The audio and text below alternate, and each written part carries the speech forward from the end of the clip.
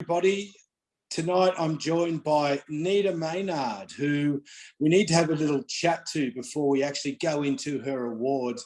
But really happy or really pleased that Nita could join us here virtually because, as you know, we couldn't hold our presentation in the auditorium this year. So we still recognise our champions of the club.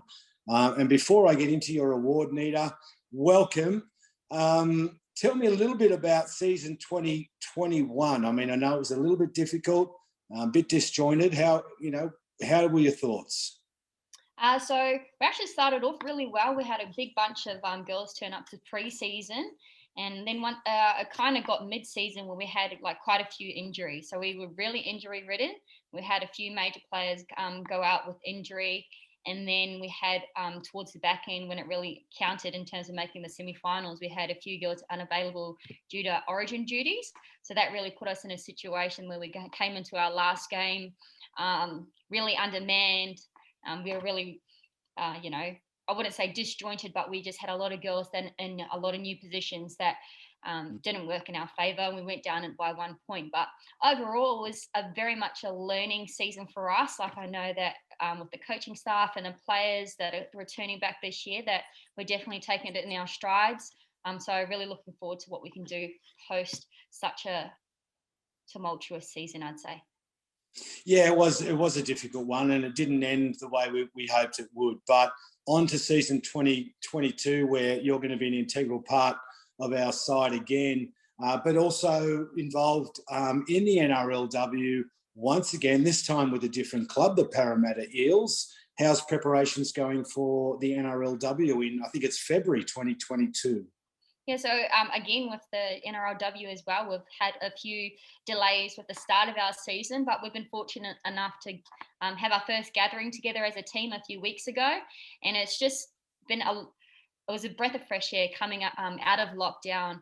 I know how good Zooms are, but they're not quite the same as the face-to-face. So there's a lot of excitement. There's a few girls that I played with prior to this year, even though it's a new club. We've pretty much got a really solid pack coming over from the Roosters into Parramatta, which is a good thing for me, being a dummy half. But I just think we're going to be a real underdog team, and I'm looking forward to the start of the season and when we can start training and working on those combinations. Well, don't put too much energy into it, because don't forget you got a full Harvey Norman women's premiership season, and we managed to have our first couple of sessions this week. How are you feeling about 22?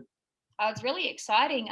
We've had a few really key signings. We've had Racine McGregor come across with Paige McGregor. We've got a few new ones that will be making their debuts in the NRLW this year, and they've got a whole lot of girls returning. So just the energy that was there on Tuesday, obviously it was the first up session for us. So there was a bit of testing, but it was really good to just get back out on the paddock together, and you can just see that there's a big buzz around us. We had another orientation day the week before on the Saturday down at North, and it was really good just to understand the pathway that we're looking to go down this year in terms of how our season's going to start, and exactly where we want to end up, which is on top this year.